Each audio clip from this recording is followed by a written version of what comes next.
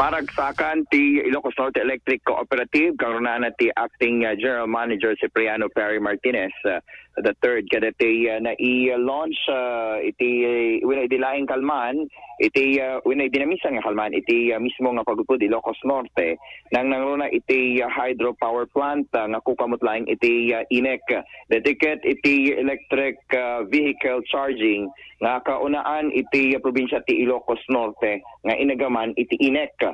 No, so dino ket mabalin nga ag-charge iti duha nga lugan nga electric vehicle iti nadakamat nga lugar nga mabalin nga makapag-charge sa ginggana iti 45 minutes ket makadanon daytoy basar kadetoy obserbasyon iti sponsor kadetoy nga ti AC Mobility nga manipod iti pagudpod Ilocos Norte ket makadanon iti Metro Manila iti maysa lang panag-charge. Gapo kadetoy ket dakkel nga banag nga mas umadupay iti charging station iti probinsya tay nga Ilocos Norte tapno saan laeng nga makatulong iti travelers na di matulungan pa iti electric cooperative ngamin ta ket income generating ngamin ti may isang watt or per watts nga dati gatangin o iti may isang traveler ket 35 per kilowatt ket dati nga ikarga iti lugan umabot iti 45 minutes ket iti ito nga agkungtar ket na mabayadan deto ibabayan iti credit card ket naka-set up iti credit card kadetoy nadakamat nga charging station iti nagbaitan kadetoy duwang space wenno paka-chargean digitoy electric vehicle. Tinaypados da nga lugan ket deti kabaro nga pick up iti BYD. May isang Chinese made nga pick up nga electronic vehicle, full electronic vehicle nga minta ni bagam tatang hybrid ket ada deti mix of electric and kasapay iti di baterya. Ngem deti ket full electric vehicle ket nasawen masapol iti kuryente. Tapno agandar dati nadakamat nga lugan. Sigon kini acting general manager Cipriano Perry Martinez barbaring manayon ng tupay iti electric vehicle charging station iti probinsya. Back in that case, the person mentioned earlier, the current electric cooperative to fight their interest with regards to the trust. So that's very important. Alam naman yun, yung charging station will get power. So kung ka-fight na doon ng isang electric cooperative, maraming mga sa madali ang buhay doon. Both for them, for instance, and also for the electric cooperative. Because we earn also from this partnership. So, in fact, ang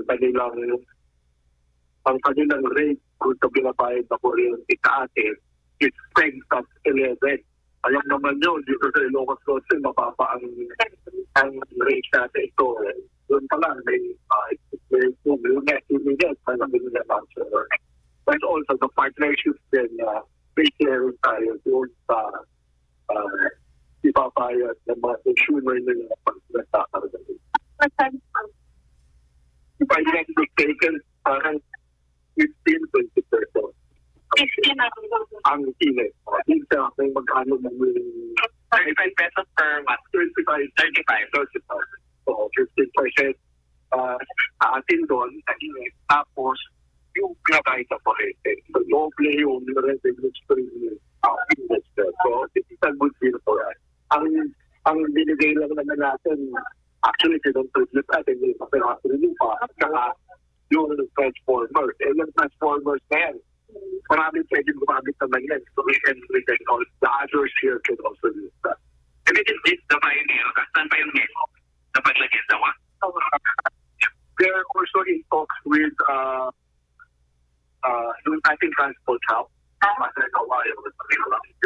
Pero she mentioned kasi kanina earlier, I don't know how to, I was full training. Parang tayo napaset si panagsalita ni Acting General Manager Cipriano Perry Martinez. May kadwa nga project, ito kano sa Nicolas Ilocos Norte, lugar mo Idol Lawrence, nang nangruna di tangay Robinson, isong rumbengen nga gumatang tayo iti electric vehicle. Apo, barbarang nga Idol Bernard. Oray iso lang. Di kami. Ang kita, won ko nam kadlatan, kita Won, mo may kanya kaggasat. katag bilang anghel na.